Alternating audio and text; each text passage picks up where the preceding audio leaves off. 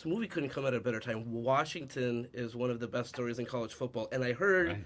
hoping you can confirm that before the Sugar Bowl, the coach is going to play this movie for the team. Have you heard that? And could you perhaps maybe give them a speech or something? I haven't heard that, and they don't want a speech from me. They don't need a speech from me. I think they're underdogs at the Sugar Bowl too. Yeah.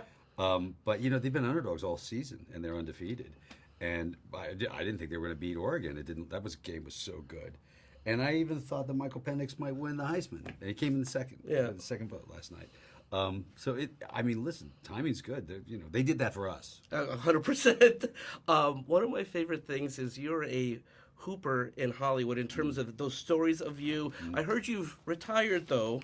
Do you still play? I still play. Okay. Yeah, I still play. I don't play like I did because, I'm 62. It's funny. I was talking, President Obama and I used to play a lot of ball together.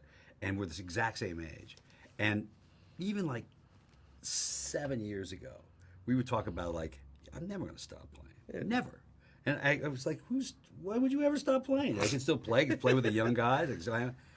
And, last year I was like, you still play? Are you still playing? He's like, not as much. I was like, me either. It's like your knees go out and your ankles go out and your back gets hurt. And you don't heal as quickly, So it's a little frustrating. But, every once in a while some young guy wants to take a shot. And I'm like, okay. That's my favorite stories when they want to talk smack and you want to see if they can back it up. Well, that's my favorite. Shooting from the outside a little bit more than driving hoop, I still like driving a little bit because I can still, in half court, you don't have to be incredibly fast. You have to be quick. Yeah. And you can get by people, and it's really fun, even at 62, when somebody's lining up and you go, I'm going to go by you. Yeah, it's the physics of it, right? Oh, it's so much fun. Joel, you play a coach in this film, and I wanted to ask you both a question, because I felt in sports, the best coaches are not the superstars, they're like the role players, Pat Riley, Phil Jackson, you go down the list. Mm-hmm. You guys have been superstars in front of the camera, but you guys have also done stuff behind the camera. How do you meld both? Do you like one more than the other? And I think directing is one of the best jobs in the world, but there's so much responsibility to it. It's any wonder that the coaches look so stressed. I mean, sure, they're less athletic and older than the players that they're kind of, teaching. But there's just so much care, but lack of control once the game has started. Sure, you can shout from the sidelines, but that line is like... it's like a cliff face, and I just have such respect. Phil Jackson actually is one of, I spent so many years watching him, obviously, as a Zen, But just so, he looked like a father of all of those players. And I love that. That's what coaches are to me. Yeah.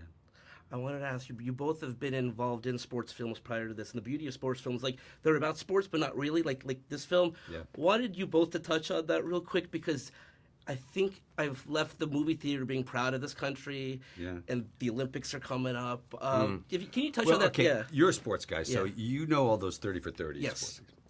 I think one of the best 2 hours I've ever spent in my life, and I've seen it, I would bet over 30 times, is Survive and Advance, the Jim Valvano. Yep.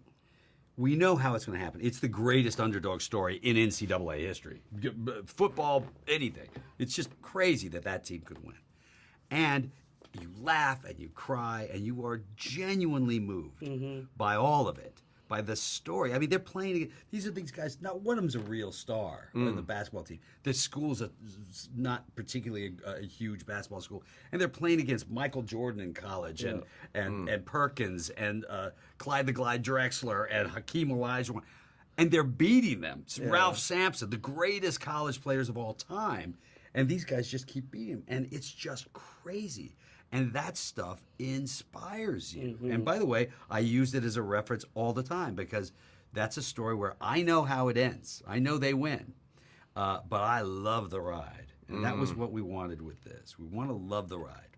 His speech was the best, right? Oh, my God. I still get emotional when I watch it kills me. It kills me. I better not record a speech for the football team up in. I was going to say, man. It's like, well, just go out there. Just win it. Don't mess it up. Whatever you do, don't lose.